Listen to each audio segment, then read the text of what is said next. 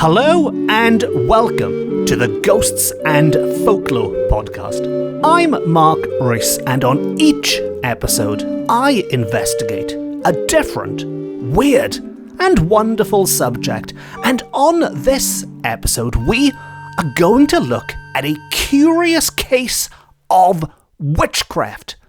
More specifically, at the curious case of a curse, a witch's curse, which in this case is cast upon somebody who refused the witch's request for assistance. Now, this is quite a popular theme in many old folktales where the witch might ask somebody for help. Can you spare some change? Can you spare some milk? Can you do a little job for me? And if that request is turned down, it's quite common that the witch will then take revenge in some shape or form. But what is quite special about this tale is that if you choose to believe it, it is supposedly a real-life tale. And we know where it took place. We also know the name of the witch, or the supposed witch, I should say. But I should warn you, this is a tale which has quite a dark ending. It does not end well, but all will be revealed in this episode.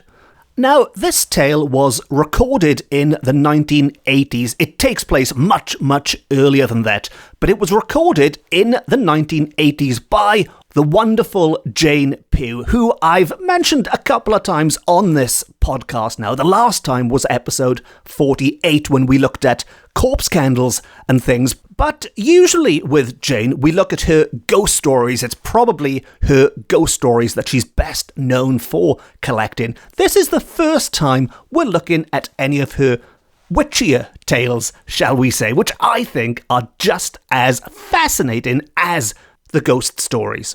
Now, to begin at the beginning, this tale takes place close to Llyn Ebyr near Llan Idloes, which is in modern-day Powys, and it concerns a witch, or certainly a supposed witch, called Bethan Jones. A good, honest Welsh name there. Bethan Jones, the witch from near Llan Idloes, that lovely little market town. And Jane tells us that Bethan Jones earned her living by begging, and there were not many refusals as she looked intimidating in every way. And of course, it's not just the way she looks. This crops up in films and books and works of fiction, and in this case, works of fact, about witches, that to refuse them, they might take it personally and they might curse you. Quite a combination, really. Looked intimidating, and if that didn't work, by the way, I might also curse you. Now, it was while begging one morning at the start of the harvest that she went to a farm nearby asking for some wheat. A very specific request, a very specific way of begging, can you spare me some wheat? Now, there was only one person at home at the time, one person in the farm, and that was the farmer's wife. And as it was the start of the harvest, they had very little wheat there yet, but she did not refuse Bethan. A very key point of this story, she did not refuse. She quite honestly explained there wasn't any there at the time, but to quote, she said, "Perhaps, Bethan, you will call in a few weeks. We really cannot spare any at this time." So it wasn't a no, but it was a delayed gift of wheat. Let us get on with the harvest, pop back in a week or two, then you can have some wheat. Now, as I stressed, this was not a refusal, but nevertheless, we are told it was enough to enrage the witch. And just very quickly, I'm going to cut in here and say that throughout this story, Bethan is referred to as a witch. And while she might well have been a witch, she might not have been a witch. but in the original tale she is certainly referred to as, and if I slip up and I forget to say supposed or accused witch, it's simply because I am referring to the text. Now, anyway, this witch, if she was one, was enraged as a result. It wasn't a refusal, but she was enraged and she stamped off down the path muttering. So no stereotypical witchy activity yet. She did not fly off on a broomstick or wave a magic wand or any of that stuff. She merely went off muttering under her breath and left the farmer's wife feeling very uneasy and worried. So much so that when her husband arrived home, when the farmer arrived home, she told him all about it and asked him, "Will she curse me, do you think?" To which he replied, and these are direct quotes, "This isn't me trying to sound like a Welsh farmer from the old days. Never mind stereotypical witches, we've also got stereotypical Welsh farmers." But he says, "Why no bach?" with bach being a term of endearment in the Welsh language. Literally, it translates as small, but in this case, it's like dear. He's saying, why no dear? And of course, Bach is also the name of a Baroque-era German composer, but that really would be going off on a tangent. So anyway, why no Bach? You did not really refuse her, did you now? Do not worry, she will not harm you. As far as the farmer is concerned, as far as her husband is concerned, nothing to worry about. She did nothing wrong. All she said was, come back in a few weeks, and it did the trick. It cheered up his wife considerably, we are told. And the witch, like that, disappeared from her mind. No more dwelling on Bethan Jones and these potential imaginary curses. All was well in the world once more. Well, for a week it was anyway, because a week later they went to Llanidloes Market. And who did they bump into? Who crossed their paths, ominously crossed their paths? None other than Bethan Jones, the apparent witch. Now, the farmer himself, he had no crosswords with his neighbour. He spoke to Bethan as he would have spoken to her on any other occasion. Friendly, well, I don't know if they were friends, but, they certainly had no quarrel. The farmer and Bethan spoke. The wife, however, did not.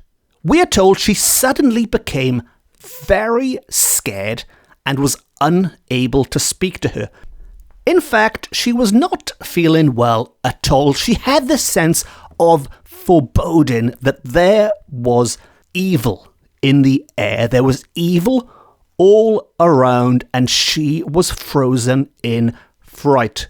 She drew her tattered old Welsh shawl around her, which is a lovely image. And if you don't know what an old Welsh shawl would have looked like, it was, or still is, made of wool. It was flannel. This is, I try not to go off onto tangents, but this is Wales's big contribution to the Seattle grunge movement, is that flannel was invented in Wales and used in these shawls before it got picked up by lumberjacks and mudhoney and people.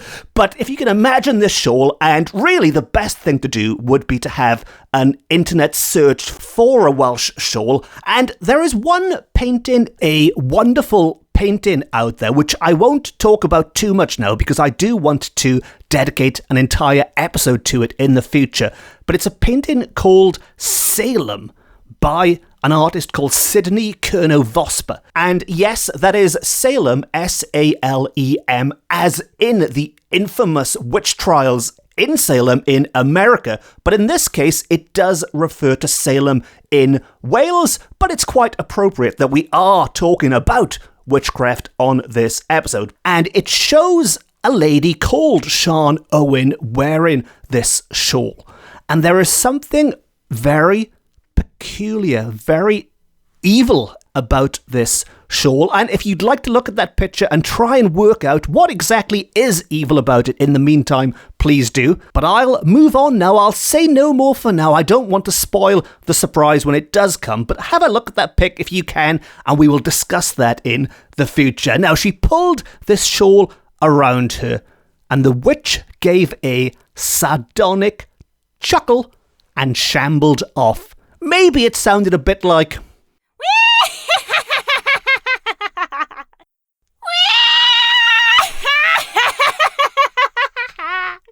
Yes, any excuse to put a sound effect in. And it has been a while. I've been a bit lazy with my sound effects recently, so let's get one back in here. Here's certainly a witch's chuckle.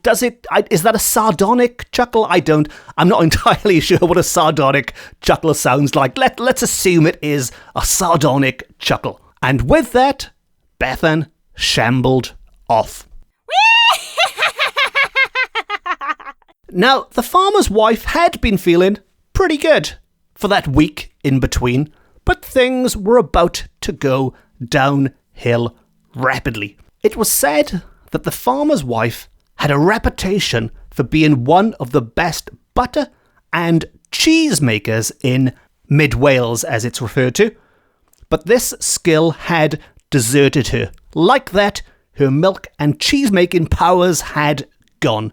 The milk would not churn, although she tried hard, and finally the maid servant had to churn it. She had to delegate the work to somebody who would not mess it up, somebody who was not, presumably, cursed as she was.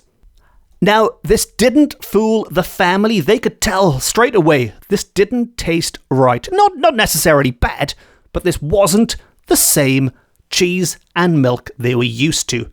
And what's more, it carried on into the cooking itself. We are told her cooking skills failed. The bread did not rise. And possibly worst of all for a good, hard-working Welsh farmer's wife, the cowl was salty and the meat tasted half-cooked. And cowl, for those of you who aren't familiar, it's a kind of traditional Welsh broth, a delicacy in Wales, although it's something that was on the menu quite a lot when I was in Welsh language school growing up. We'd always have cowl for some reason. Maybe it was a patriotic dinner person cooking the stuff. But anyway, as with the shawl, you are better off doing an internet search for a look rather than listening to me trying to describe it badly. The important thing for the purposes of this story is that her cooking powers had gone, her cowl tasted badly, and as a result, she was hysterical.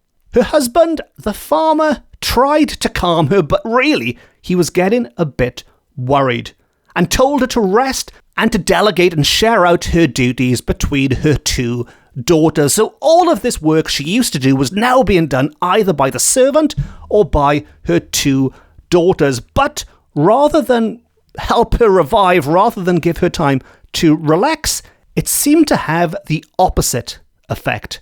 Her health began to fail, and she became very depressed and weak. She began to lose her memory.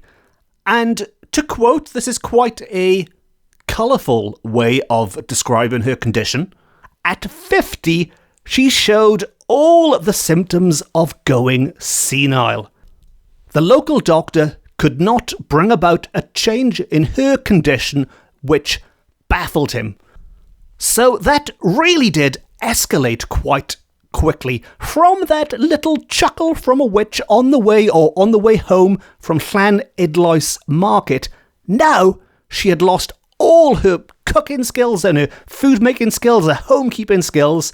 She was depressed, she was weak, she lost her memory to the extent that we are told she was going senile long before she should be going senile, and the doctor was left baffled. As a result, her husband was naturally in despair, and he racked his brains for a solution. I mean, what do you do if you think a witch has cursed your wife, or at least she believes she's been cursed by a witch? How do you solve that? Well, in this case, you turn to a wizard. It's the obvious choice, I guess, isn't it? The husband turns to a wizard who lived in Llan Idloes, who also lived in Llan Idloes. Llan Idloes was, or maybe it still is, but was certainly the magical place to be. And if I was in charge of tourism, maybe it's lucky I'm not, but that would be on the welcome sign. Welcome to magical Llan Idloes,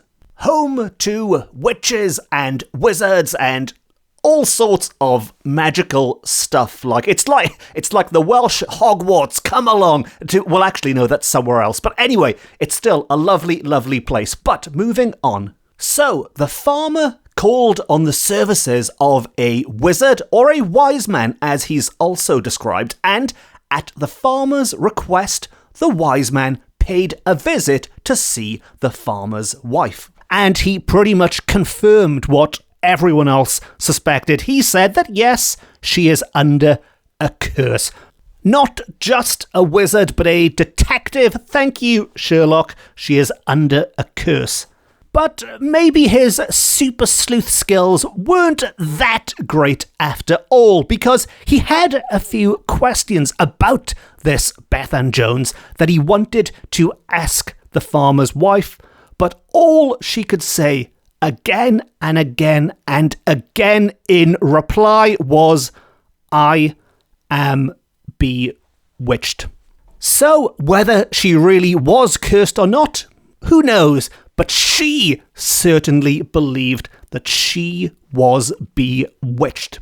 Now, having failed to get anywhere with the wizard, the farmer now turns to the witch, the supposed witch, herself. Now, Bethan refused to admit she had put a spell on his wife. Maybe that's just the kind of thing a stereotypical evil old witch would say. No, nothing to do with me. Or maybe she was telling the truth. Maybe it was nothing to do with her. Maybe it was all in the farmer's wife's mind. Or maybe it was a bit of both. Maybe, yes, she was a witch, but not the kind of evil witch that goes around cursing people who don't give them free wheat. Whatever the truth was, she refused, or she could not help. And the days went by, and the farmer's wife, we are told, was by then lucid. She became weaker and weaker. And this is where our story reaches its crescendo, its dark ending. And I did mention briefly at the start that this story is a tragic tale, a very tragic tale. Certainly, I mean, I don't know how true this is. It's reported as being true. If indeed it is a true story, it is a truly horrific ending. But it was one fine, sunny morning when the farmer's wife was sitting in the kitchen doing next to nothing, partly because it was her daughters doing all of the hard work now out in the dairy and places, partly because she was incapable of doing anything. She sat there pretty much motionless in the kitchen when a shadow came between the woman and the sunlight, which was pouring through the open door. Presumably that's the kitchen door leading to the outside. This sudden shadow, this darkness descended, darkened the whole doorway, to which the farmer's wife said aloud, "Oh God, death has come to get me." And she heard a voice, a snarling voice in reply say, "No, just old Bethan, whose magic is greater than the wise man of Llan Idloes." In other words, I know what you've been up to, or I know what your husband has been up to. There's no point trying to look for assistance. There's no point trying to get wizards or wise men or anyone else to come and save the day. It is not going to work. There is only one person who can save you now, and that person is Bethan Jones. And she is in no mood to do anything to help your plight. To quote once more, this voice of Bethan booming from the darkness says, "No death for you, woman, by my hand." And I'll repeat that quickly. "No death for you, woman, by my hand." So what she's saying is, she is not going to kill this woman. She is simply going to make her life a living hell. And she continues by saying, "I am glad my magic is working so well. Farewell, we shall not meet again." And with yet another horrible chuckle, she vanished, or seemingly vanished, into thin air. Later that afternoon, the farmer's wife's body was found hanging from a beam in her bedroom. And so, while the voice of the witch, the supposed witch, if indeed it had been her voice, bear in mind this could have all been in the farmer's wife's mind, but had that really been the voice of Bethan Jones, then yes, she was correct. She did not take the farmer's wife's life with her own hand. Rather, she made her life so unbearable that she did it herself. And in an epilogue to that story, there is no victor, there is no winner in this tale. We are told Bethan left her home, she fled quickly, fearing the vengeance of the villagers. You can just picture, almost like a scene from Frankenstein, the villagers gathered with pitchforks and torches to get the witch, who would surely blame her for the farmer's wife's suicide. Which does beg the question, had Bethan really been a witch? Or even if she was, had she cursed the farmer's wife? Surely she would have known. With her reputation, everyone knew the stories about Bethan Jones. She would be the obvious first culprit, the obvious target. Why would she wreck her own life in such a way at the same time? As with many of these tales, there are more questions than answers, really. And as always, if you have any thoughts, any ideas on this, if you are a better sleuth than the wise man, than the wizard of Llan Idloes, it's always great to hear from people, and I'm quite easy to track down on social media if you'd like to say hello.